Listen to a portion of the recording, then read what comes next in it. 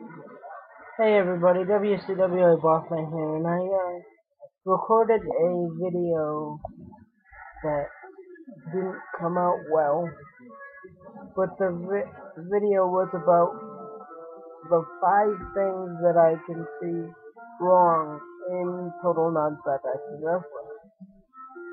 So I want to give that video to you now in a much better setting for me. So anyway, my first big problem with TNA is the fact that they aren't doing themselves any justice by having guys like Eric Bischoff and Hulk Hogan and Ric Flair and Vince Russo running their company, because it's basically WCW all over again.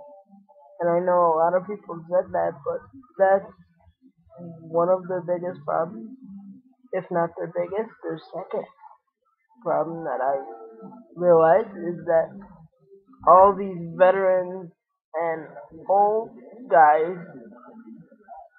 from the 80s and 90s that are really washed up and were just friends with Hogan are coming in there getting deals, and they're taking away the spot from the young guys that made that company better. And that's why TNA is going as downhill as it is. That's because the veterans won't get out of their way and let the young guys be the new face of wrestling. They're clinging and clutching to their spot, and they don't realize that that's hurting them and the company, not helping them. The third thing that I would mention is that Dixie Carter and the Carter family don't have the resources financially and or business-wise to be funding TNA if it's going this way. Any self-respecting business person would see, whether it's the Carter family or the people that are the head of Spike TV, they have to realize they don't have the ratings and they don't have the fan base at this point to be trying to do what they're doing.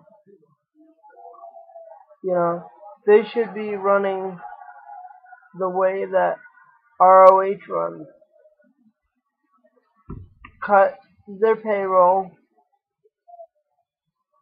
by a lot, get rid of a lot of the veterans they don't need, and not do so many pay-per-views. And that's what's killing the wrestling industry in general, is WWE and TNA run way too many pay-per-views. And this day and age with HDTV and everything else, it's way too expensive. The pricing is way too expensive. So, you know, if I was them, I would, like I said, cut payroll, release a lot of guys, and not do as many pay-per-views. And as far as their TV goes, they don't need to be giving these vets all this time in the ring, whether it be Ric Flair, Hogan, Bischoff, you know, any of the vets. The young guys need their time and their spots. Like, you know, AJ Styles, like Kazarian, like Jay Lethal. You know, all these guys need their time, need their spots. The vets don't. They all look like a bunch of money-hungry, grubby morons who just don't know when it's over. And if TNA really wants to, and the Carter family really want to take a serious run at this, they have to tell,